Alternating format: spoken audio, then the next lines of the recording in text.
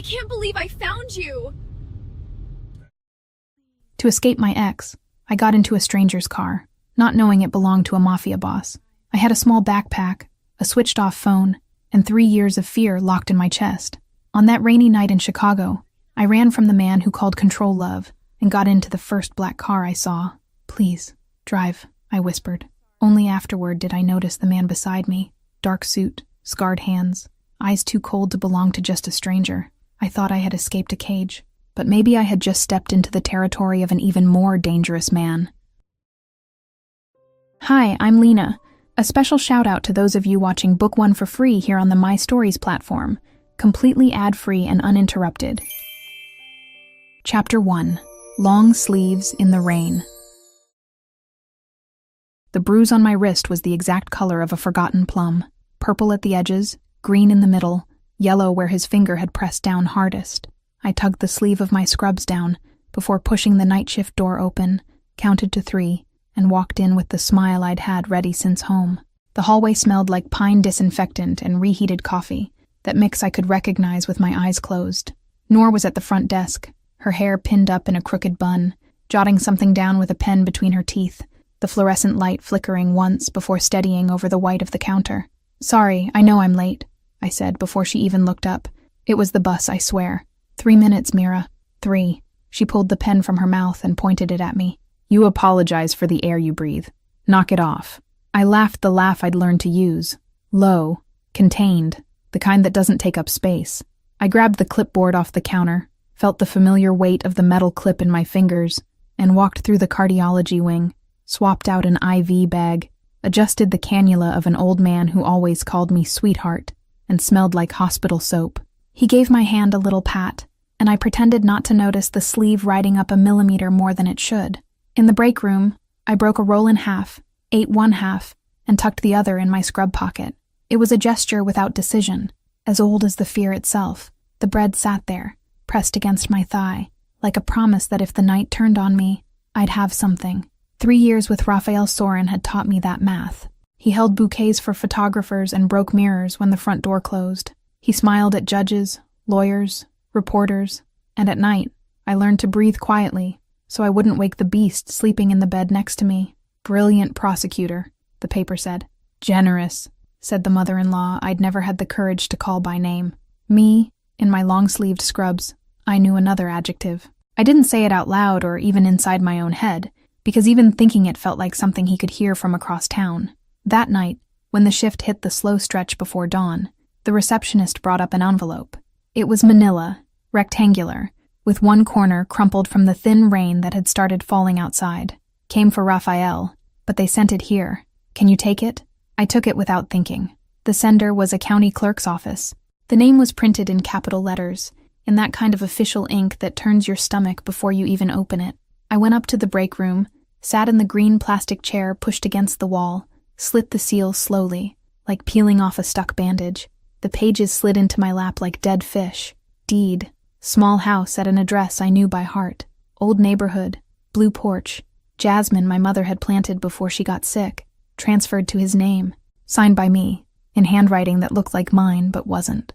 Dated weeks back. I remembered the week. We'd gone out to dinner. He'd asked me to sign a bank document and covered the body of the paper with his palm while he passed me the pen. I read it 3 times. The last thing that had been mine was now his. The house where I'd been born, where my mother used to light a candle on my father's birthday, where I kept in the drawer the photo of Tomas Valente holding a wrench in front of the shop. All of it turned into his name by a pen that hadn't even been mine. I didn't cry. I'd learned early on not to cry at work. I just folded the pages with surgical calm, slipped them into the pocket opposite the bread, smoothed the fabric over them so no one would notice the bulk, and went back down to finish my shift. My steps on the linoleum sounded lighter than I felt.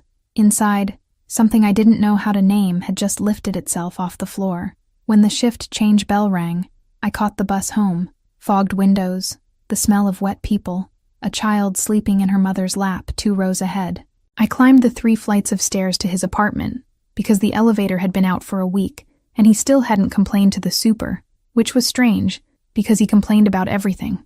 I opened the door with the key he'd once given me like it was a favor. Raphael was in the kitchen, barefoot, white shirt open at the chest, pouring wine like he'd just gotten back from somewhere elegant. The low music on the radio was an Italian singer he said he liked to seem cultured. The smell of fresh basil and expensive olive oil drifted from the pan on the stove. "You look pale," he said, without turning around. "Did you eat?" The clerk's office sent an envelope to the hospital. My voice came out lower than I wanted. He turned slowly. The smile came before the answer, like always. He approached with the calm of someone who knew I wouldn't run in that room, set the glass down on the counter, raised his hand, and pinched my chin between his fingers like someone holding a crystal cup that might crack. His fingers were cold from the glass. His thumb made that small, practiced pressure under my jaw, in the exact spot where no one sees a mark afterward. "Baby." His voice was straight out of a soap opera. "I did this for you. You forget the bills, you forget the property tax. It was financial protection. You know I take care of things. The house was my mother's. The house is ours. It's protected in my name." He squeezed a little harder. I felt my teeth click inside my mouth. "You're worked up from the shift. Go take a shower.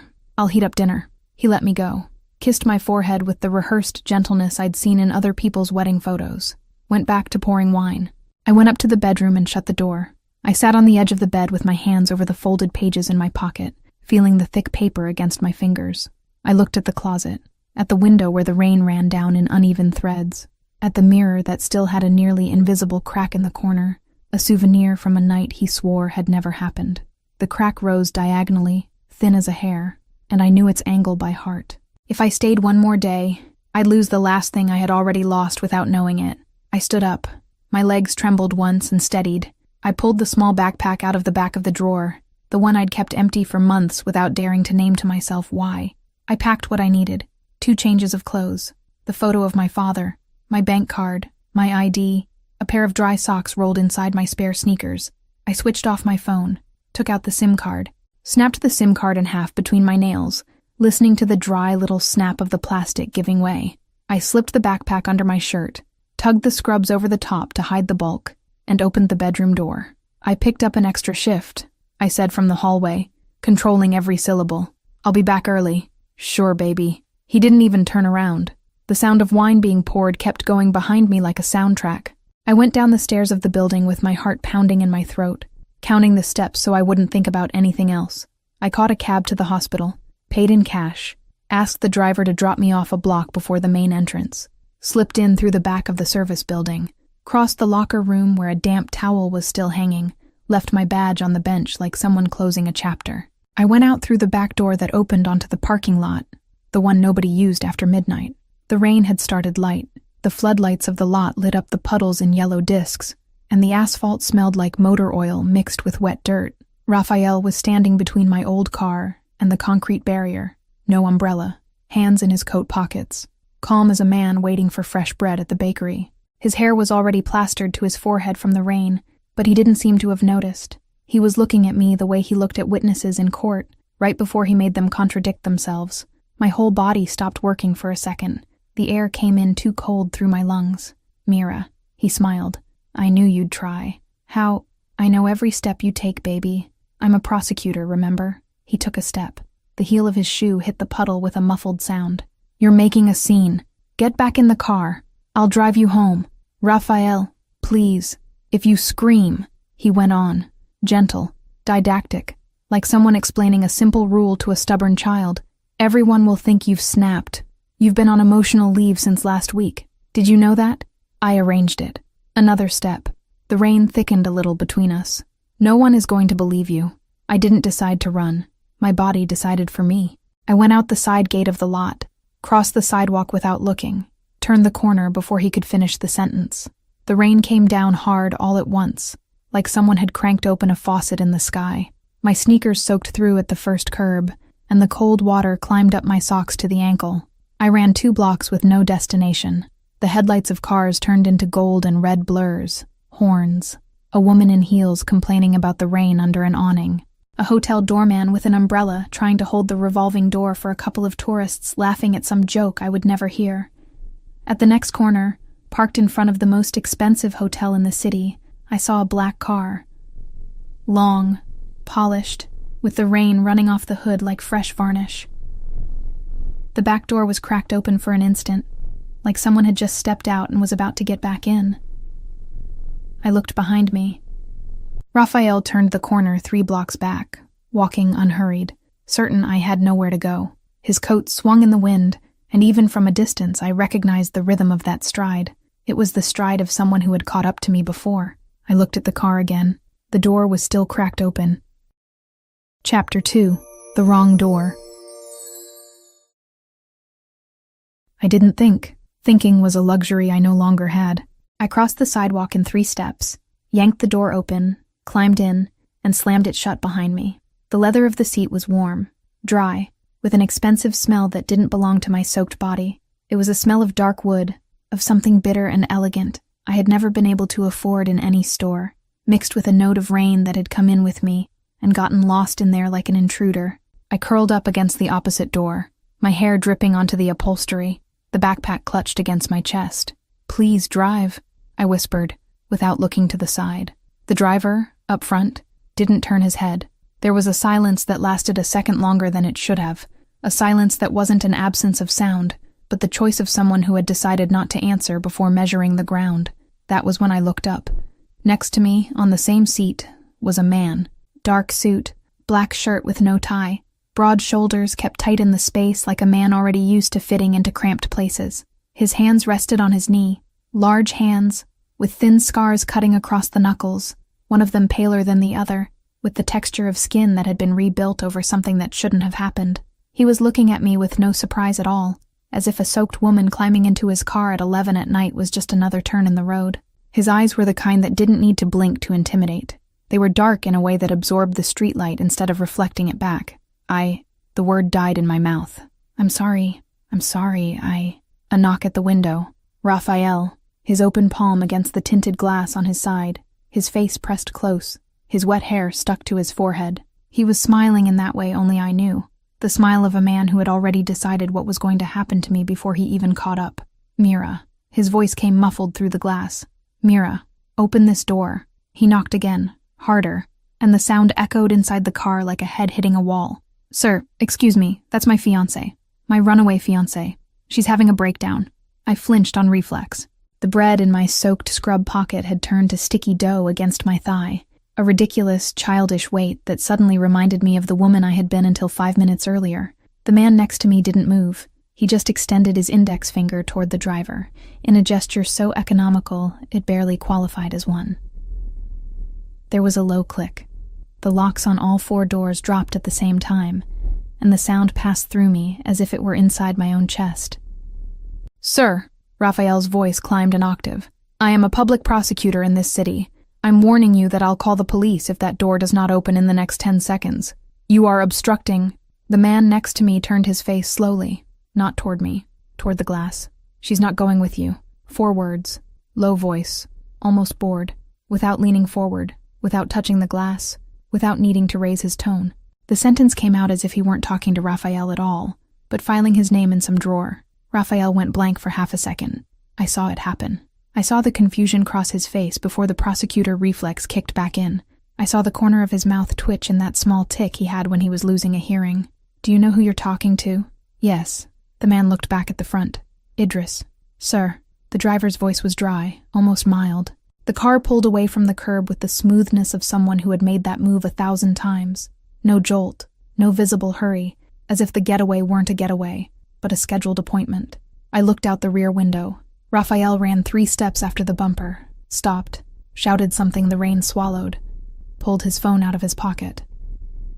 3 blocks later, he was a dot under a streetlight. I didn't let go of the backpack. I couldn't peel my back off the door. The water ran from my hair into the collar of my scrubs, and I felt every drop like a needle sliding slowly between my shoulder blades. The man beside me kept looking forward, as if I weren't there, as if that little circus act was the most routine part of his night. "Sir," I began, and my voice came out shaking. I owe you an apology. I'll get out at the next light. I just needed—" "Miss," the driver said, without turning his head. "I drive. I don't collect tolls in apologies." I blinked. The man beside me let something slip through his nose that might have been a laugh, but never quite shaped his face. It was so brief a sound that a moment later I doubted I'd heard it. "Idris," he said, "take the upper route." "Sir." The city slid past the window in wet streaks, headlights turning into lines, storefronts turning into blurs of color.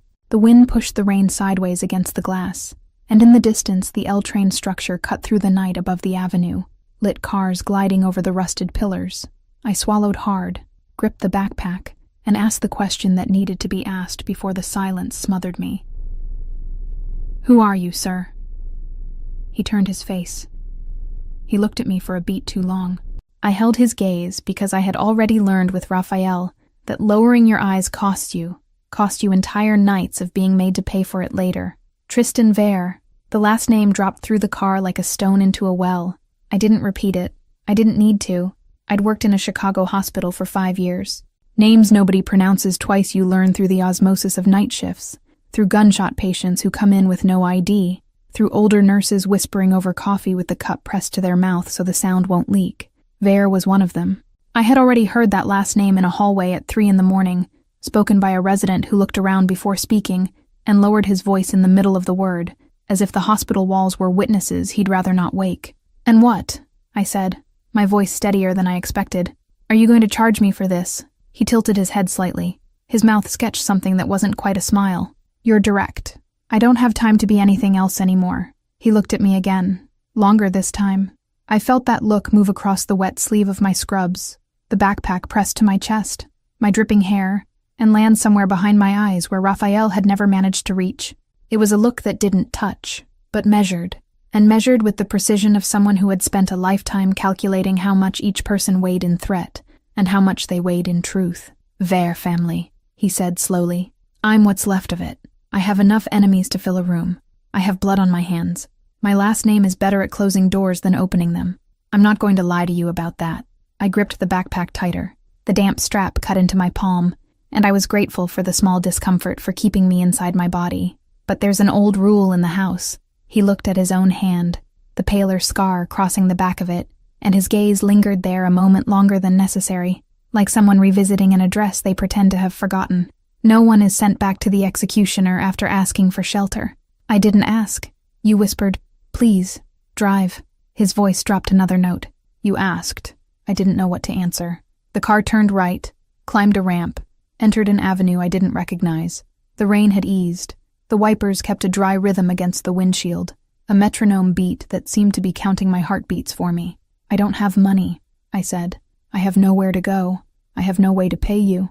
I can't." "I didn't ask for payment. Everyone asks for payment." He turned again. This time there was something in his face. Not pity. Pity I would have recognized from a mile away, because I had spent 3 years dodging it in my co-workers' eyes during night shifts. It was something else. Something older, more tired, like someone who recognizes from a distance a scar similar to his own and decides not to point it out. "Tonight you sleep in a room with a door that locks." He spoke each word as if weighing it on a scale only he could see. "Tomorrow, you decide what to do. If you want to leave, you leave. If you want to stay, you stay. Idris takes you wherever you ask, no questions." "Why?" He didn't answer right away. He looked forward. The avenue lights crossed his face in yellow pulses, sculpting for an instant his hard jaw, erasing it again, returning it to the shadow. "Because I just left a meeting with people who want me dead," he said finally. "And even so, you got into this car. Anyone who runs like that is running from something worse." I looked at his hands resting on his knee, at the pale scar, at the shirt sleeve covering a wrist that was hiding something I didn't know what. I noticed he wasn't wearing a wedding ring, wasn't wearing a watch, wasn't wearing any of those ornaments. Men with power tend to display like diplomas, just the skin and its marks. I didn't trust him. I couldn't. But I calculated, with the cold coldness 3 years with Raphael had taught me, that between the cruel known and the dangerous unknown, the unknown still gave me margin. Margin was the word. It was little, but it was more than I'd had in the last 1,000 days. The car left the avenue, turned into a narrower street. It stopped in front of a building with no sign. Just a tinted glass door and a doorman in a black suit, who looked at the car and lowered his head before Idris had even cut the engine. Tristan opened his own door, stepped out into the drizzle, walked around, and opened mine. He didn't offer his arm. He didn't call me by name. He just opened it, took half a step back and gave me space. And the space shocked me more than any gesture would have. I didn't move. He waited. No hurry. The extended hand didn't ask for mine. It just pointed outward, like someone showing a way out. I got out with the backpack glued to my body. The drizzle settled on my face without weight, and I realized, with a small jolt, that it was the first time that night the rain hadn't felt like an enemy. The glass door opened on its own. The doorman kept his head down. I crossed the lobby behind Tristan, behind the low sound of his shoes on the marble, and stopped in front of the private elevator that opened before any button was pressed. The lobby was huge and silent, with high ceilings and a golden light coming from somewhere I couldn't pinpoint. There were no plants, no armchairs, no anything that suggested welcome. It was a place designed to pass through, not to stay in. In the elevator mirror, I saw my reflection for the first time that night. Hair stuck to my face, scrubs transparent at the shoulders, eyes too wide. The woman in the mirror didn't look like me. She looked like someone I had once taken care of in the ER who had walked out without saying thank you. Next to me, Tristan was looking at the closed door, not at me, but I felt his attention the way you feel a hand hovering near the back of your neck without touching. I had just traded one cage for a territory whose name no one repeated twice. And for the first time in 3 years, I wasn't sure which of the two would be worse. Chapter 3. Bad Soup. The private elevator opened into a room that seemed larger than the entire house I'd grown up in. High ceilings, floor-to-ceiling glass, Chicago blinking down below. Idris carried my backpack as if it weighed something. It didn't. Tristan walked ahead, unhurried, without looking back to check that I was following. "Master bedroom is to the right," he said, stopping in the middle of the hallway. "Guest room to the left, kitchen there, balcony in the back. That door," he pointed to a dark wood door at the end of the hallway, "stays locked. My father's old archive, something from another time." I looked at the door too long. He had already turned his head before I looked back. "The guest room," I said. I almost apologized before speaking. I swallowed the syllable. "Please." Tristan didn't comment. He just tilted his head, and that was all. The room was small by the standards of the penthouse and huge by mine. Queen bed, white duvet, an armchair, an open closet with empty hangers. On the bed, 3 boxes, new clothes with tags, folded as if an entire store had been carried into that room while we were riding up. An open velvet case with delicate earrings, a pair of sneakers on the floor, exactly my size. I sat on the edge of the bed. I didn't cry. I was too tired to cry. I pushed the case aside with my fingertips, as if it were a live animal. I closed the lid. I left the room without unpacking. I found Tristan in the living room, standing in front of the glass, hands in the pockets of his suit pants. No jacket. His rolled-up sleeves showed the scars on the backs of his hands, and something a little darker running down his left wrist, hidden by the shirt fabric. "I'm not going to use them," I said, with the steadiest voice I could manage. "The clothes, the jewelry, I don't want to owe. I brought what was mine." He looked at me for a stretch that felt calculated. There was no challenge in his face, no irritation, no relief. "Then don't use them," he answered. "They're there if you need them. They're not there because you owe." He walked to the dark wood dining table, opened a drawer, took out a set of keys and a white envelope. He set both on the table, carefully, like someone leaving bread on a windowsill for a wary bird. "Elevator key, room key, money for whatever you want. I don't need a receipt." I looked at the table. I looked at him. I'd been waiting all night for the bill, and it didn't come. The delay made me more alert than if it had. "And what are you going to want?" I asked. "Sooner or later." Tristan turned his face to the glass. The line of his jaw was sharp in the light. "I want you to sleep," he said without looking at me. "For now." I didn't sleep in the bed. I took the glass of water to the living room, sat on the couch, leaned my back against the cushions, and stayed there, the glass between my hands, the lights low, the breath of Chicago outside. Sometime in the early hours, I heard the door of the master bedroom open and close, bare feet in the hallway. Tristan stopped at the doorway of the living room. He didn't turn on the light. He didn't come in. I pretended to be asleep. He stood there for maybe 3 seconds. Then he stepped back. I opened my eyes to the darkness and counted to 100 before breathing deeply again. 2 weeks passed like that, like water seeping under a door. I learned the noises of the house, the low hum of the refrigerator, Idris's heavy footsteps on the living room rug, the voice of a security guard in the service hallway, deeper than I'd expected. The first time he raised his tone at another man, I dropped my glass of water on the floor and apologized 3 times out loud before realizing I was alone. I cleaned everything up. I sat in the kitchen. I put my hands over my knee to stop trembling. Tristan saw the broken glass. He didn't comment. He brought another glass, identical, left it on the table. "The glass shop delivers in the afternoon," he said. "If you want to break a few more, feel free. There's no shortage." It was the first thing he'd said that resembled humor. I didn't laugh, but I kept the line the way you keep a piece of bread. The apple was another afternoon. I picked it from the fruit bowl in the kitchen, bit off half, wrapped the rest in a napkin, and slipped it into my scrub pocket. I didn't realize he was leaning against the kitchen doorway. When I looked up, he was there, standing, and he was looking at my pocket. I felt the shame climb up my neck and my ears went hot. "Sorry," I whispered. "Mira." It was the first time he'd called me by name. His voice came out lower than usual, as if he were weighing each letter. "The fruit bowl is yours too," he said. "Take as many as you want. You can fill both pockets if it comes to that." He left the kitchen without waiting for an answer. I stayed leaning against the counter, with my hand closed over the scrub pocket. The apple pulsed in there like a small heart. Noor showed up that first Friday. Tristan had sent a car for her. I hadn't asked. He asked if I wanted to see anyone. I said her name, and 3 hours later Noor was stepping out of the elevator in high heels, leather jacket, eyes wide. "Girl." She spun in the middle of the living room, took in the glass, the view, the couch, the security guard standing in the distance pretending not to listen. "How did you guys find me, girl?" My phone rang from a number that doesn't even exist on Google. She shook her head. "This place looks like an October magazine cover. I don't know whether to scream or ask for the Wi-Fi." I laughed. It was a short, surprised laugh that came out before I authorized it. Noor sat on the couch with one leg tucked under her, like the whole penthouse belonged to a cousin of hers. She ate 3 cookies, looked me in the eye. "You okay?" "I'm here." "That's not what I asked." I gripped the glass of water tighter. "I'm learning to be here," I said. Noor didn't push. It was the only thing she could do that would actually help, and she knew it. Before leaving, in the hallway, she squeezed my hand. She didn't say anything. Neither did I. Tin Oren Ver arrived the following Sunday. I was in the living room when the elevator opened. I recognized the last name before I recognized the face. An older man, gray suit, trimmed white hair, a smile rehearsed over decades of long tables. He kissed my hand before I could pull it back. His lip was dry. "Miss Valente," he said, stretching out the last name in a way that made me pull my wrist back on reflex.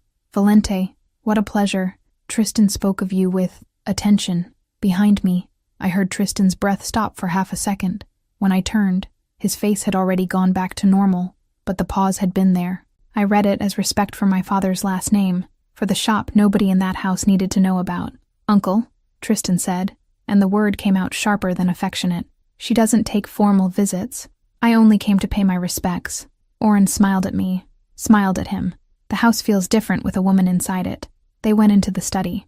I stayed in the living room pretending to flip through a magazine that wasn't in my hand. I heard the door close. I didn't hear the conversation. When they came out, Oren stopped in front of Tristan in the hallway and lowered his voice just enough for me to catch it. "You're changing too much because of her." Tristan didn't answer. He just opened the elevator door for his uncle and waited for him to step in. When the elevator went down, Tristan stood facing the closed panel for a weighted moment. When he turned and saw me in the living room, something in his face adjusted too quickly, like someone closing a drawer before a person walks into the room. That same afternoon, a silent young man delivered an envelope. He couldn't have been 30. He looked at me like he was on the verge of telling me something, and gave up on the last syllable. Tristan took the envelope, thanked him with a nod. The young man left through the service elevator without touching the walls. "Who is he?" I asked. "A courier. He's worked for us for years." He looks at me strangely. He looks at everybody that way. Tristan turned his face. "Don't worry about him." I worried about him, but I kept the worry in the same pocket as the apple. So, on the Monday of the 3rd week, I forgot to eat dinner. It was unintentional. I'd spent the day reading a book Noor had sent. I sat on the couch with the book at 4 in the afternoon, only got up once to drink water, and by the time I noticed the hour, it was nearly 11. The penthouse was quiet in a way I was beginning to understand. A soft knock at my door. Not the bedroom door. The door of the living room where I slept, sitting up. Tristan was on the other side, holding a bowl with both hands, as if the bowl were harder to carry than everything he had carried that week. "Soup," he announced without ceremony. "It's not good." I looked at the bowl. The broth had a strange layer of fat on top. 2 pieces of carrot floated, poorly cut, one bigger than the other. A timid smell of garlic rose toward me. "You cooked?" "Cooked is a stretch." He held the bowl out. "Idris wasn't here. The house had nothing else ready. I remembered you hadn't eaten." I took the bowl. It was warm in both hands. "Why did you remember?" Tristan took a moment to answer. He didn't step back from the doorway. He didn't come closer. "Because I remember," he said simply. "Good night, Mira." He turned his back. His broad shoulders disappeared down the hallway. I stayed there with the bowl in my hands, the warmth passing through my fingers, and the strange feeling that this wasn't a polite man's gesture. It wasn't exactly, I thought, polished kindness. I sat on the couch with the bowl in my lap. I ate slowly. The soup was bad. It had too much salt on one side and none on the other, as if he'd seasoned half the pot and given up on the rest. I ate all of it. I wiped the bowl with the sleeve of my scrubs before taking it to the sink, and when I passed the study door, I saw the light on under it. Tristan was inside. I didn't knock. I left the clean bowl on the kitchen counter, turned upside down, the way my mother taught me. I went back to the couch, turned off the light, turned on the TV at low volume just so the silence wouldn't keep me awake with my own thoughts. It was 1 a.m. when Raphael's face appeared on the screen. I sat up straight. The remote fell to the floor. He was in a blue suit, gray tie, in front of microphones. Behind him, the courthouse facade. The banner at the bottom said, "Prosecutor asks for help locating fiancé taken by criminals." Raphael was speaking in the voice he used in public. That voice that made people believe him in the first second. "My fiancé suffered a breakdown," he said, looking at the camera with the exact eyes he had when he was about to grab my chin. "She was taken by dangerous men. I'm asking anyone who knows any information to come forward. She needs medical care. She is not in any condition to make decisions." The camera closed in on his face. He held back tears the way you hold a flower. He didn't shed a single one. The empty bowl had left a damp mark on the kitchen counter. The apple was still in my pocket. The security guard in the hallway passed by and coughed. Somewhere in that penthouse, behind a dark wood door, was an old archive from another time. And on the television, in front of me, the man who knew my every step was asking an entire country for help in coming to fetch me. Sut. Chapter 4. Stitches at the Kitchen Table. The morning headline was worse than the late-night video. Idris handed me the paper without comment. I laid it on the breakfast table. Chicago prosecutor accuses criminal organization of holding fiancé captive. Below it, an old photo of me, smiling at a gala dinner I had hated. I didn't even remember smiling. Tristan came into the kitchen in a gray dress shirt, no tie. He looked at the paper, looked at me. He didn't pick it up. "Did you see?" I asked. "I saw it in the middle of the night." He poured coffee into 2 cups, pushed one toward me. "It's going to get worse before it gets better." "How can it get worse?"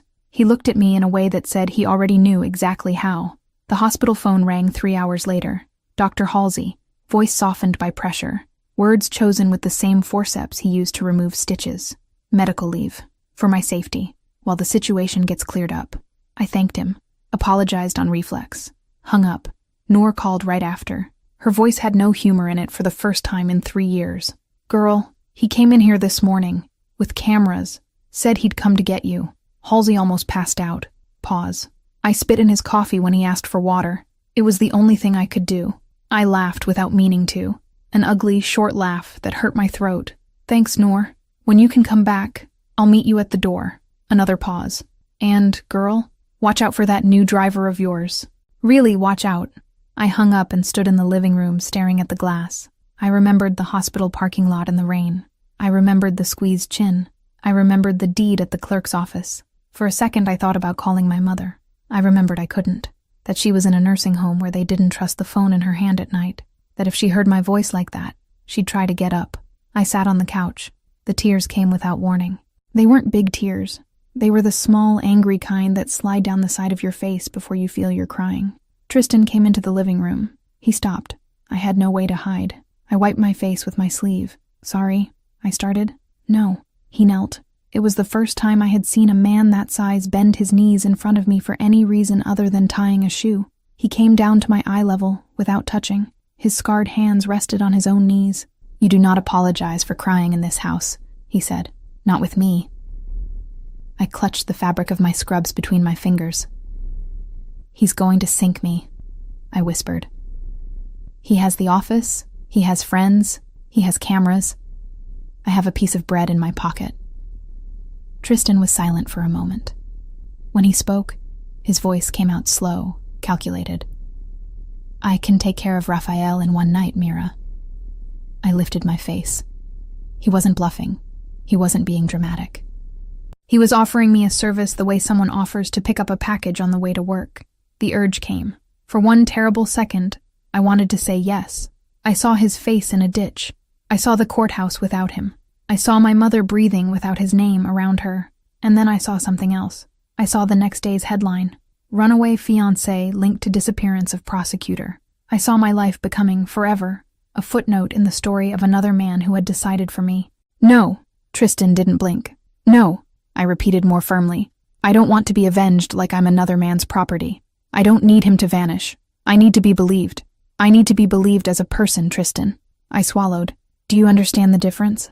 His eyes shifted by a millimeter. It was enough for me to see that I had entered somewhere in him I hadn't been before.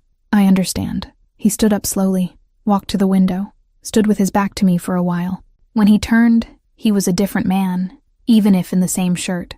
Then we do it your way. Over the following weeks, Tristan started using his contacts in a way I think he had never used them before. Phone calls and a low voice from the study, folders that came in through the front door instead of the service door. A man with glasses who shook my hand formally and said he was a private investigator. Another, younger, who talked about recordings with the casualness of someone talking about beans. It took 19 days before Tristan said the file was ready. That Thursday evening, he placed the folder on the living room table, thick, heavy. I came closer and sat at the table across from him. Here, he said, is what we got. 3 other women willing to speak. An intern, a colleague from the courthouse, a neighbor from his old building. There are recordings. There are copies of the forged documents, including your mother's deed. There are threatening emails he sent from a personal address. I stared at the folder. I didn't touch it. Whose name is this under? Yours. I looked up. You decide when, he said. You decide how. You decide if you show it. If I disappear tomorrow, this file is still yours. It was the first time in 3 years a man had put in my hand a decision that carried weight. Raphael had decided where we went for dinner, decided who I could talk to, decided whose name held the one house that had been my mother's. I looked at the folder in front of me and noticed my hand was shaking less than I'd expected. Thank you, I whispered. Tristan tilted his head. He left the room without asking for anything else. Charnay. It was almost 3 a.m. on Saturday when the elevator door opened, and Tristan walked in with his left arm pressed sloppily against his body. The shirt was dark at the sleeve. The jacket was gone. I was in the kitchen, glass of water in my hands, because I had already given up pretending to sleep. Sit down, I said, before he could say anything. Table. Now. He looked at me. For the first time I saw something close to exhaustion on his face. Mira. Sit. He sat. I went to the bathroom, grabbed the first aid kit I'd seen on the second day, came back, switched on the bright light over the table. I asked him with my head to take off the shirt. He unbuttoned it slowly, with his right hand. The left was open on the inside of his forearm, a long, deep cut, still bleeding slowly, dried blood around it. He'd tied a strip of cloth over it, and the cloth was soaked through. What was this? A meeting that didn't go well. Tristan. Knife. One of the Brankov guys. Pause. Already handled. I didn't comment.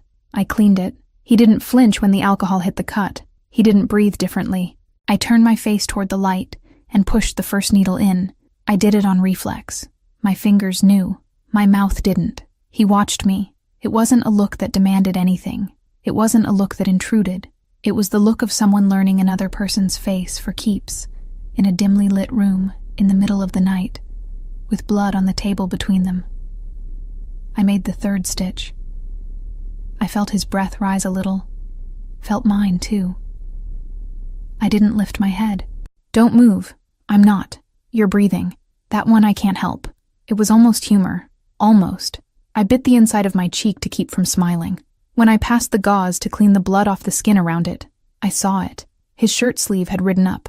Inside his left wrist, an old mark. It wasn't a knife scar. It was a burn. Skin puckered the way only fire puckers, in an irregular pattern, hidden in the exact place a watch usually covered. I stopped my hand for an instant. He noticed. The fingers of his right hand moved to pull the sleeve down. They stopped halfway. I didn't ask. My eyes asked for me. Tristan opened his mouth. No sound came out. Closed it. His eyes dropped to my mouth, rose to my eyes, and at some point in that back and forth, the air in the kitchen got dense in a way I didn't know how to name. I was too close. His hand was too close. The burn was in my field of vision like a name I couldn't read. Mira, he began. Don't speak. It came out before I thought. His eyes adjusted to that word in a way that hurt him. It hurt me too. I need to finish, I said lower. The stitches. Otherwise it'll open. Finish. He pulled the sleeve down. The burn vanished under the fabric. I made the last stitches without looking at his face again. I cut the thread, placed the gauze, secured it with tape. When I looked up, he had already pulled something back together on the inside, like someone locking a door before a person turns the handle. "Done," I said. "Thank you." We sat there, on opposite sides of the table, him with his arm still resting, me with the needle already put away and my fingers stained. Neither of us got up first. It was Idris who broke the air, passing through the hallway without stopping. "Doc," Idris said without turning his head. "He's stubborn. Take advantage while he's quiet." "I'm a nurse, Idris." "To me, ma'am, you're a doctor." I laughed. It was low. It was short, but I laughed. Tristan paused mid-motion, getting up from the chair, looked at me like someone hearing rare music in a place where there shouldn't be any sound at all. Sure. The next morning, he burned the toast. I came down to the kitchen because the smell of burning had risen all the way to the hallway. I found Tristan standing in front of the toaster, with a bowl of beaten eggs in one hand and a dish towel in the other. Smoke was coming out of the toaster. 2 black slices were popping up, like the machine was spitting on the Mafia boss of Chicago and didn't give a damn about the consequences. "Breakfast," he announced, as serious as in a family meeting. I laughed. It was the first time in my entire life I'd laughed without rehearsing, without asking permission, without calculating whether it would cost me dearly later. I laughed with my shoulders. I laughed with my belly. I brought my hand to my mouth too late to contain it. Tristan stopped in the middle of the kitchen. He didn't smile back. He just stood there looking at me, as if I were something he was about to understand for the first time. The bowl of eggs still in his hand. The burnt bread in the toaster like a joke he'd told by accident, and that had worked. "What are you laughing at?" "At you." "At me or at the bread?" "Both. At the same time. You can't separate them." He shook his head, set the bowl down, threw the black slices in the trash, grabbed 2 more, went back to the toaster as if nothing had happened. But I saw it. I saw how he turned his face a second before I turned mine. I saw the corner of his mouth lift a millimeter. No. That night, I lay down in the bed in the guest room for the first time since I'd arrived. Without deciding. I just lay down. Lights off. Covers pulled up to my chest. He stopped in front of my door. I knew because his footsteps were different from all the other footsteps in that house. Slower, heavier, longer when they stopped. He didn't knock. He didn't come in. I held my breath. "You're still here." His voice came from the other side of the wood. Low, almost without volume. That's already courage. The footsteps drew back. The door of his bedroom closed at the end of the hall. I lay there with my eyes open in the dark. My heart was beating in a way I didn't recognize. I looked for a name for it. I landed on gratitude. I repeated gratitude twice in my head. I forced the word to fit. It didn't fit quite right, but I insisted. The phone vibrated on the nightstand. Noor. I looked at the clock. Almost midnight. "Girl." Her voice was breathless. "Turn on the TV, now, the news channel. Raphael just confirmed to the press that he'll be at a charity event on Saturday. He's calling you by name, girl. He's calling you out to come." Chapter 5. Leave It to Me. 3 days after Noor's call, I still hadn't decided if I would go. The penthouse had that kind of silence that weighs on your shoulders, and I sat on the balcony with the dossier in my lap, turning pages I already knew by heart. Photographs with the corners marked by my fingers. Recordings catalogued on letterhead paper, transcribed in small print. 3 names of women willing to back up the truth alongside mine. The wind came in through the crack of the door and lifted the edges of the pages, as if even the air of Chicago wanted to read along. Raphael Saran had built an entire life on the fact that women like us didn't speak, and if we did, nobody listened. Tristan didn't pressure me once. He'd come into the kitchen, leave coffee near my hand, and go back to whatever silent meeting he had ahead of him. The cup always came warm enough to touch my fingers without burning, the way only someone paying attention figures out. Idris drove in silence when I asked for a loop around the block, and never asked where to. Noor called every day and said, in that way of hers, that if I didn't go, she'd go in my place in stilettos with a pen flashlight. On Thursday night, I found Tristan on the balcony looking at the city. The smell of fine rain rose from the asphalt 20-some floors below. He had his sleeves rolled up to his forearm, and the scar from the cut I had stitched myself was still pink under the low light. "What do you lose if I speak?" I asked. He took a while to turn his face. The light from the building across the street streaked his jaw in 2 parallel lines, pale and cold. I saw his Adam's apple rise and fall once, slowly, and his fingers tighten on the edge of the railing before relaxing again. It was a long silence, with the weight of something he swallowed in order to be able to speak. Speak. I'd rather know. That was how I decided. On Saturday, he waited in the living room while I got dressed. I chose a dark, simple dress, nothing that asked for attention.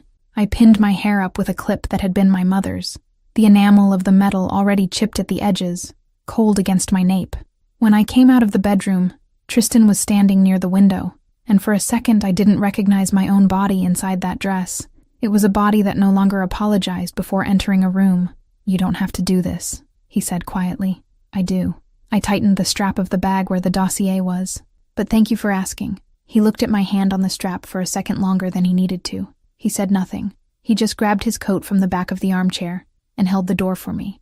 Idris drove. The hall for the charity event was on the 3rd floor of an old restored building, and the thin Chicago rain wet the windshield with that patience of one who waits. Through the fogged windows, the city went by in patches of yellow light and headlight red. We went up. The double doors opened onto a long, pale marble hallway, and the sound of people arrived in waves. Calculated laughter, silverware, a string quartet at low volume, the thin clink of glasses meeting in the distance. Tristan walked next to me without touching me.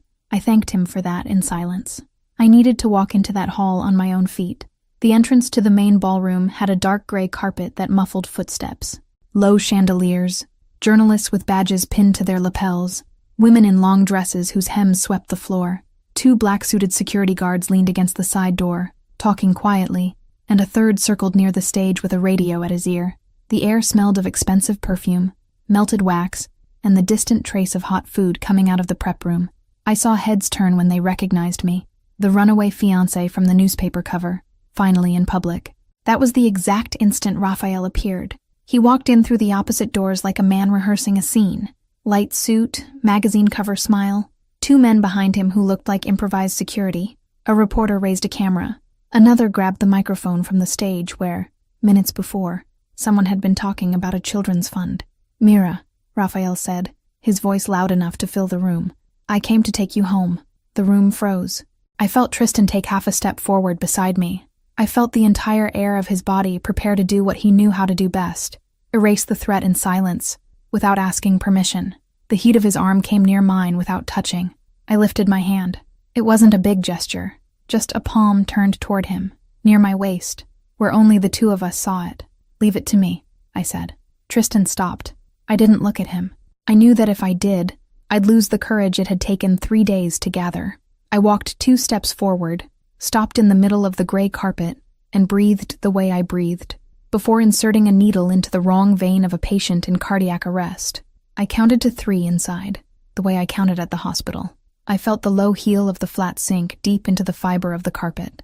"Raphael," I said. My voice shook. It didn't matter. It came out. "You're confused," he said, opening that smile of someone who had already won this scene other times inside the house. "Come with me. We'll talk somewhere else." He extended his hand. 3 years of my life fit inside that hand. The flowers in public, the mirrors broken at home, the clerk's office, the chin pressed between his fingers one night in October, the headlines. I looked at his palm and realized it had shrunk. Not his hand, my capacity to fear it. I stepped forward, not toward him, toward the nearest journalist. "My name is Mira Valente," I said, more firmly than I'd expected. "I'm a nurse on the night shift at the hospital. For 3 years I was engaged to prosecutor Raphael Sorin." I pulled the dossier from the bag. The paper weighed less than I'd imagined. Here is what he didn't want anyone to know. The journalist took the folder with both arms, like someone holding a child. Raphael laughed. It was a strange laugh, too loud, and it broke in the middle. "This is ridiculous," he said. "She's being manipulated by—" A woman stood up from a nearby table. Short hair, gray dress, hands trembling on the edge of her napkin. "Helena Cardoso, his assistant at the office for 2 years. I quit the day he locked me in his office." Another woman, farther back, pushed her chair back. The scrape of wood on the floor cut through the air. Graying hair pinned up high, hand open on the tablecloth like someone steadying herself on the table so she wouldn't fall. "Sandra Mello, neighbor in 2019. I heard things through the walls I can't forget, and I didn't call the police because he was a prosecutor. Today I'm calling." A third near the stage slowly raised her hand. Younger, navy blue dress, low voice but one that carried across the room. "Anna, I'd rather not give my last name yet. But if that folder has what I think it has, I'm in there too." The room began to move differently. Cameras rose, microphones turned, waiters stopped halfway with their trays, and an entire glass tipped over somewhere behind me with a clear crack against the marble. Raphael took a step toward me, and that was when he made the last mistake of his night. He grabbed my wrist. His fingers found the exact old spot, as if my body's memory had drawn a target there. The sleeve of my dress rode up, and my own body understood the gesture before my head did. The memory of the pressure waking under the smooth skin. Clicks. Several. From several directions. "Let go," I said. He didn't let go. The pressure of his fingers increased, and I saw in his eyes the same old calculation, the certainty that I would not finish the sentence. "Let go of my arm, Raphael." It wasn't Tristan who pulled him off me. It was the event's own security, called by someone who had finally understood what they were seeing. 2 uniformed men appeared through the side door. "You don't know who you're messing with." Raphael's voice came out cracked, higher than usual, without the soap opera control. "I'll destroy the career of every one of you. Every one. Mira, look at me. Mira, Mira." His voice faded as they led him down a hallway I had never seen until that night. The echo bounced off the marble walls and then cut off all at once, as if a heavy door had closed at the far end. I stood there in the middle of the gray carpet with my sleeves still pushed up. Tristan appeared beside me. He didn't hug me. He just stood there, close enough for me to know, and held out his hand with the palm up, like an offer with no charge attached. I put mine on top, not so he could lead me, so he would know I wanted to leave through the same door I had come in. We crossed the room in silence. Cameras followed. I kept my eyes on the pale marble floor, counting the thin lines of dark veining between the slabs, the way you count hospital tile on a hard night. Idris was waiting in the car, with the engine on, and the wipers cutting through the rain at the rhythm of a tired clock. "Home," Tristan said. "Home," I repeated, quietly, and it was the first time that winter the word had fit me. We rode up in the private elevator without speaking. The mirror at the back gave me a woman I was still learning to recognize. The penthouse was in the half-light the system left on at night, and I walked to the middle of the living room, stopped, and only then did my body understand what it had done. My legs buckled. I sat on the floor, on the rug in front of the couch, and cried. I didn't cry for Raphael.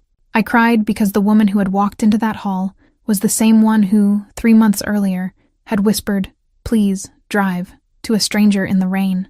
I cried because she had survived, because the bread in the scrub pocket that night had finally been forgotten somewhere in the bag, and I hadn't noticed. Tristan sat on the floor beside me, his back leaned against the couch, his shoulder near mine without touching. He didn't hug me. He waited. His hands rested on his own knees, open, turned up, as if he had learned somewhere that closed hands scare off women who cry. When I lifted my face, his jaw was tense in a way I had seen only a few times. The time I stitched his arm, the time he stopped in front of my bedroom door without coming in. "I don't know how to love without being afraid of destroying," he said, his voice low. "I learned everything wrong, but if you let me, I want to learn the rest with you." I lifted my hand, touched his face, the scars on his jaw, old, smooth under my palm, the stubble starting to come in rough on the line of his jaw. "I don't need a savior, Tristan." He waited. He didn't breathe. "I need someone who doesn't turn love into a cell." He closed his eyes for a second. When he opened them, they were different eyes, not the head of the family no one repeated twice. Just a man kneeling on the rug of his own living room before a woman who had just taken a name out of the world's mouth. We pressed our foreheads together. We didn't kiss. I still couldn't.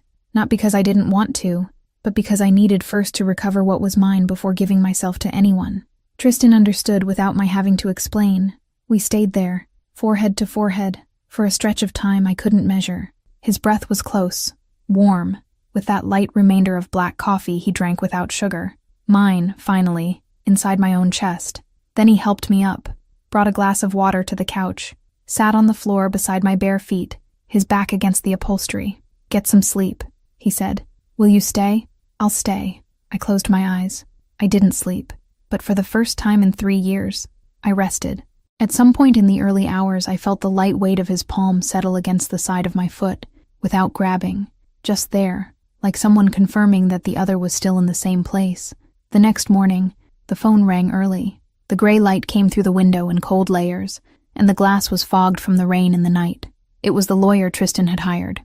The voice on the other end said the suit to annul the fraud had been filed based on the recognition of the forged signature, that the process had begun, and that the road to the house going back to my name would be long, but it was a road. I thanked him, hung up, and stood looking at the phone in my hand. Tristan was at the kitchen door with 2 cups, barefoot, his hair still messy, a clean shirt open at the chest. "What is it?" he asked. "The house," I said. "It came back." He leaned his temple against the doorframe. He smiled in the way he had learned to smile only in the last few weeks. Small, contained, as if his face still didn't have the muscles for more than that. "Then it's a good day," he said.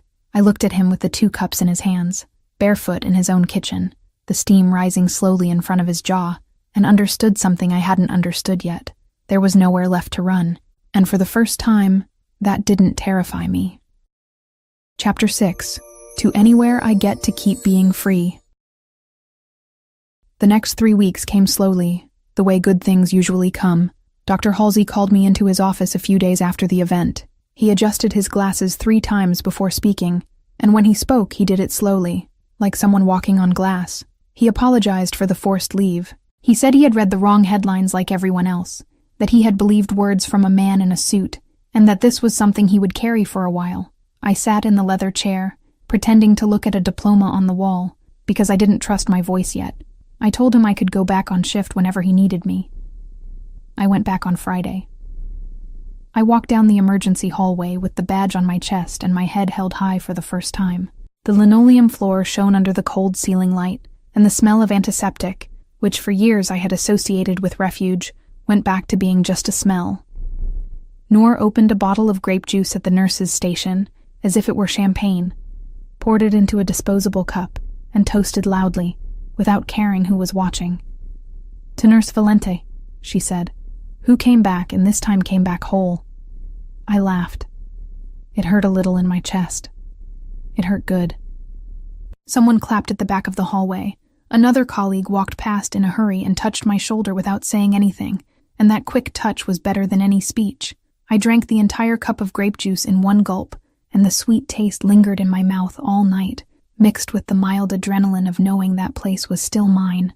On Saturday, I went to my mother's little house. I came in through the crooked iron gate, which creaked on its hinge the same way it had creaked when I was 7 and coming home from school. I walked the stone path I had known since I was a child, counted the steps without realizing, and stopped in the middle of the garden and looked at everything. The flower beds had died. The porch needed painting, the old blue peeling off in strips, exposing the gray wood underneath. The kitchen window was sealed with white tape, opaque with dust, but it was mine. The deed had come back to my name 3 days earlier, in a plain envelope from the clerk's office, and the smell of the house was still my mother's. Coconut soap, old wood, something sweet I had never been able to name. I spent the entire afternoon there. I pulled out the weeds with my own hands. I felt the dirt push up under my nails, the roots suddenly giving way, the light smell of rain stored in the soil. I replanted the basil, the mint, 2 rosemary plants I bought along the way. I cleaned the porch with a wet cloth, opened every window, let the wind in to lift the dust in thin columns dancing against the afternoon light. When the sun started to drop, I sat on the front step, drenched in sweat, dirt on my wrist, and cried without quite knowing why. Before I left at the end of the day, I promised the house I would come back. It was the first promise I made without needing to ask permission. I went back to the penthouse at night. Tristan was on the balcony, sleeves rolled up to the elbow, elbows on the railing, a glass of wine balanced between 2 fingers. He didn't turn when he heard me come in. He knew, by the sound of my footsteps, that it was me. That occurred to me as a small detail, and at the same time too big to fit in my chest. I walked over and stopped beside him. The city blinked down below. Headlights, lit windows, the dark river in the distance cutting Chicago into 2 black lines. The October air was cold enough to make my breath cloud the edge of the glass. I took the wine he held out to me without asking. It had been a long day. My hands smelled like dirt. I replanted the basil, I said. I know. He pointed at my coat sleeve with his chin. You brought half the garden over here. I looked. There was dirt on the sleeve, a thin trail of dark brown stuck to the cotton. I laughed. He smiled without looking, in that way of his, with just the corner of his mouth, as if smiling fully were still an effort he was getting used to. We stayed quiet for a while. It was a silence different from my old silences. It didn't have fear inside it. It had the sound of the lights below, of the wind hitting the fabric of the curtains behind us, of the calm breathing of the man beside me. I want to say something, I said. He turned just his face. I'm not here because I owe. My voice came out firmer than I'd expected. I'm not here because you took me out of the rain, or because the house came back, or because I'm afraid of being alone. I thought about this all week, Tristan. I thought about it in the bed in the guest room, in the hospital hallway, inside the car on the way to my mother's house. I'm here because I choose to be. He looked at me a second longer than he needed to. His eyes, in that light, were darker than usual, and I saw inside them what he would never have the courage to say out loud. Okay, he said quietly. Just that? Just that. He turned his body toward me, slowly. You don't need more. I felt the words settle somewhere deep I had given up tending. There was no irony in them, no exchange, no bill to be paid later. It was the cleanest answer a man had ever given me in my life. I leaned my head on his shoulder. It was a small gesture. It was everything. I felt the fabric of his shirt against my cheek, the warmth underneath, the controlled beat of his heart that for the first time I let cradle me without cataloging as a threat. He lifted his hand slowly, like someone afraid of startling a bird, and brushed a strand of hair from my face. His scarred fingers, rough on the edges, traced the line of my temple with a slowness that was almost a question. The tenderness with which he did it didn't match those hands. That was exactly what made it beautiful. I lifted my face. He kissed me. It wasn't the kiss of haste, nor the kiss of relief. It was the kiss of someone who had waited months, who had counted every night standing in front of a door without coming in, who had learned a new kind of patience without any lessons at all. Slow, lingering. His hand rose to the back of my neck and stayed there, not gripping, just holding, as if holding were the hardest verb to learn, and he had finally understood the conjugation. I closed my eyes. The wine in the glass tilted on the railing. I didn't care. The cold of the city back there insisted on existing and lost. When we pulled apart, he rested his forehead on mine. We stayed like that for a while, two of us breathing the same air, with no one in a hurry. You're still here, he said quietly. I know. I took his hand and brought him with me into the penthouse. I felt his fingers wrap around mine with a new firmness, no hesitation, as if he had spent the whole year waiting for permission and had finally decided to accept it. The door closed behind us. I woke up the next day in his sheets. It was the first thing I noticed. The smell, slightly different from mine, some mix of cedar and expensive soap, and the light coming in through the wrong side window, whiter, higher, crossing dark curtains and falling in crooked stripes onto the wooden floor. I stretched my bare foot under the duvet and it found his ankle. Tristan was still asleep, mouth relaxed, one arm folded under his head, the other stretched in my direction even in sleep, as if his body had learned on its own to seek mine before consciousness ordered it.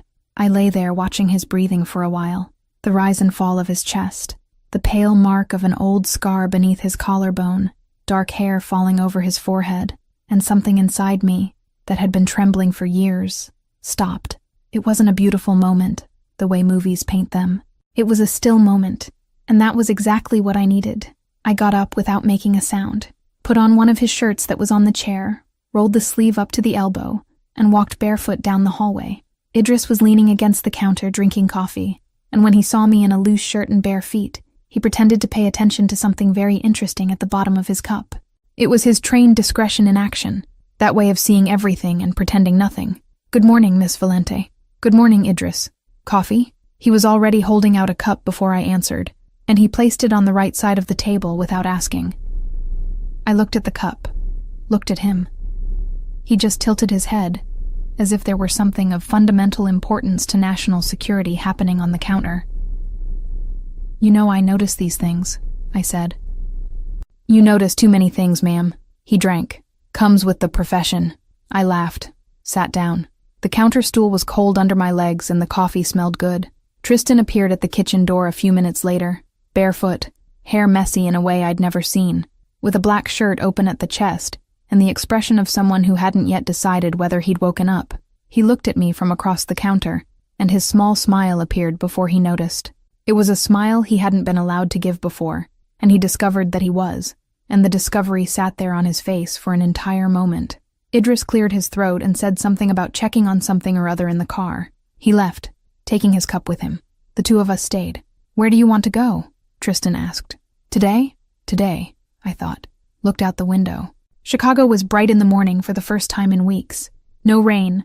With that washed blue the city gives only a few days a year, the kind of sky that makes anyone believe starting over is possible. Anywhere, I said. I just want to walk. He leaned over the counter and looked at me in silence for a while, in the way of someone who answers without needing a word. That was his answer. Idris drove. Tristan sat in the back seat with me and held my hand between both of his, in the middle of the seat, as if that hand were something he had waited his whole life to be allowed to touch. I looked out the window. The streets I had crossed running 3 months earlier slipped past slowly on the other side of the glass. The hotel, farther ahead, the pale stone facade with the red awning. The corner where the door had opened by mistake, or by fate, or by some combination of the two no one would ever untangle. I looked at the corner and it didn't hurt anymore. It was just a corner. To anywhere I get to keep being free, I said quietly to the glass. He squeezed my hand. For a second, before I smiled, a small thought crossed my mind. It was strange that a man so used to keeping things would look at me sometimes, with the look of someone still keeping one. It was a single breath. I pushed the idea away in the same instant, because I was at peace, because he had asked where I wanted to go, because nobody was deciding for me for the first time in years, and because a morning of washed sky in Chicago is no place to feed ghosts. I leaned my head against the glass, closed my eyes, felt the cold glass at my temple, the warmth of his hand around mine, the low engine of the car gliding beneath us. The car turned onto the avenue and rolled on through the Chicago morning. For the first time, there was nowhere to run. Lena here. That wraps up book 1, and I've already finished book 2. You can get access to it for a really small fee. I almost believed that Tristan Vare was the only dangerous man capable of keeping me safe. He set my cup on the right side, bought the bread I liked, and looked at me as if I were the first clean thing inside his world. I almost believed I could trust the most dangerous man in Chicago. I almost believed I had tamed the monster, until an envelope with no sender arrived. Inside, there was a photo of my dead father, an old report, and Tristan's handwriting in the margin. Cold, precise, unmistakable. Case closed. That night, I realized that the man who had taught me to breathe without fear was the same man who had taken my father's last breath. The absolute shock came. The man who made me moan his name every night was the same one who had ordered my father's death. The man I had spent years trying to get over, believing he had gone to heaven. And now the penny dropped. I had spent the last 3 months letting him have me every night, as if he were my savior. I let him into me, into my life, into my trust. He thought he had broken me. I'm going to show him what a broken woman is capable of when she decides to take her revenge. Like I said, that was just a taste of book 2. To watch it uncensored, just click on the first link here in the pinned comment. I'll see you on the other side in a few seconds. Remember, just click on the first link down here in the comments, and book 2 complete, no ads, no interruptions, will already be available for you. It's very simple. Book 2 is something I'm loving making. You're loving it too, so I promise there will be more. It's where you find increasingly spicy stories, a true dark romance. And precisely because this version is getting more and more heated, the video isn't well accepted publicly on YouTube. This closed environment is where I can actually share my essence and where I feel free to do my best work for you. More news coming soon. I'll be waiting for you on the other side. Congratulations! Your purchase has been confirmed, and you now have full access to books 1 and 2 of all our stories, completely ad-free and uninterrupted. Everything is available on the My Stories platform, from Mafia romance and billionaire romance to our spicier tales. This content is ready for you now, with new episodes added daily. Access is simple. Just log in using the same email address you used for your purchase. A confirmation has also been sent to that same email. The My Stories platform is very simple and intuitive. Each image represents a story. If it has a book 2, just click and press play. Everything is already unlocked for you. You can also rate each story, leave a like, and write a comment. Your feedback will be visible to all our other subscribers. This is our romance universe, so please feel free to interact. From this moment on, this is officially your home for romance stories.